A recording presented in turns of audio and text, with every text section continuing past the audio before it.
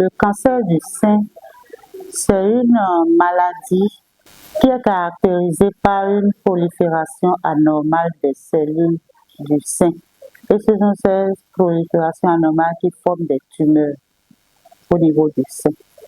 Si rien n'est fait, ces tumeurs peuvent aller attaquer d'autres organes de l'organisme et c'est cela que nous appelons des métastases. Ça se multiplie de façon anormale au niveau du sein. Toute femme doit être vraiment attentive à son corps.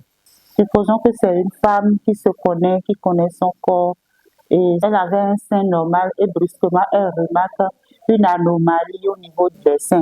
Anomalie genre, le sein avait une grosseur et brutalement elle remarque que la grosseur change ou bien ça prend une autre grosseur. Ça doit lui faire un tic. Ou soit lors de l'autopalpation des seins, elle peut remarquer des boules ou bien une boule au niveau de ses seins. Là, ça doit lui faire un tic pour qu'elle puisse aller consulter un agent de santé.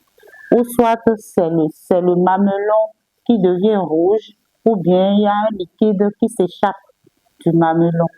Dans ce cas-là, elle doit vraiment s'inquiéter, aller voir un agent de santé. Ou bien c'est un sein qui a un aspect de peau d'orange, nous appelons ça dans notre jargon, c'est-à-dire ça fait comme si des trous, des petits trous qu'on retrouve au niveau de l'orange là, un peu agglutinés au niveau de la peau. Souvent, c'est chez les femmes qu'on remarque le cancer du sein. Mais il y a certains hommes qui développent la mastodynie, c'est-à-dire elles développent des seins. Ces seins-là que ces hommes développent peuvent à la longue entraîner le cancer du sein. Chez ces hommes-là, mais c'est des cas rares. Sinon, à 90%, c'est les femmes. Comme traitement, il y a plusieurs éventualités. La femme qui remarque une boule au niveau de ses seins, elle doit aller se faire consulter pour qu'on puisse apprécier cette boule-là. Cette boule-là, dans notre jargon, nous l'appelons des nodules. Si c'est un petit nodule là, on peut déjà faire une biopsie. C'est-à-dire, on va prélever ce nodule-là chez cette femme et on amène ça au laboratoire pour une analyse. Et les résultats peuvent sortir sous différentes formes. Si par exemple c'est des cellules bénignes, c'est que ces nodules-là n'ont rien d'important. Et là, il faut surveiller. On leur donne des conseils, on surveille. Chez ces femmes-là, en plus de la biopsie-là, on demande aussi une échographie mammaire ou bien une radiographie mammaire. C'est ça qu'on appelle mammographie. Donc, on essaye de faire tout ça comme analyse d'abord.